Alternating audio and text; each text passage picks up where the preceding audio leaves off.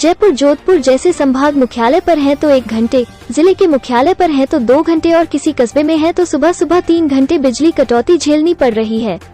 ये तो सिर्फ घोषित बिजली कटौती है, अघोषित कटौती का आंकड़ा इससे कहीं ज्यादा है।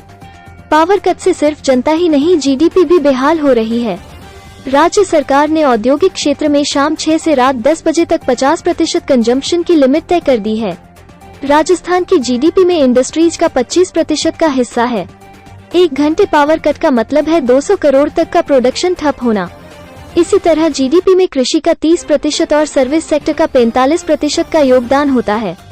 इकोनॉमिस्ट का कहना है कि तीनों ही क्षेत्र में बिजली कटौती से होने वाले आर्थिक नुकसान का अनुमान लगाएं तो यह आंकड़ा 250 करोड़ से ज्यादा होता है।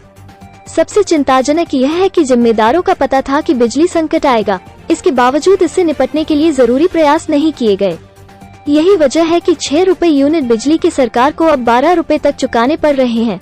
Rajasthan chamber of commerce and industry के सचिव व प्रवक्ता तथा फोर्टी के कार्यकारी अध्यक्ष अरुण अग्रवाल का कहना है कि कोरोना से जूझने के बाद किसी तरह बिजनेस और इंडस्ट्रीज पटरी पर लौटे हैं। ऐसे में राज्य सरकार का शाम 6 से रात 10 बजे तक 50% उपभोग का आदेश सरासर गलत है। इससे निवेश पर भी नकारात्मक प्रभाव पड़ेगा। राज्य सरकार को कटौती के बजाय कोयले की व्यवस्था पर ध्यान देना चाहिए। मुख्यमंत्री अशोक गहलोत ने कहा, राज्यों को कोयला उपलब्ध करवाने का काम केंद्र सरकार का है। क्या प्रदेश भाजपा का दिशाहीन नेतृत्व केंद्र सरकार से इस बारे में सवाल पूछेगा कि वो मांग के अनुसार कोयला उपलब्ध करवाने में सक्षम क्यों नहीं है, जिसके कारण 16 राज्यों में बिजली कटौती की नौबत आई है। यह एक राष्ट्रीय संकट है।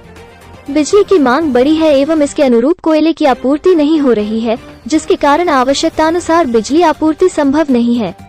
मैं सभी से अपील करता हूं कि इस संकट में एकजुट होकर परिस्थितियों को बेहतर करने में सरकार का साथ दें। राजस्थान में प्रदेश भाजपा बिजली घरों पर प्रदर्शन कर इस संकट में चुनौतीपूर्ण कार्य कर रहे बिजली कर्मचारियों को परेशान कर उन पर दबाव बनाने का कार्य कर रही है।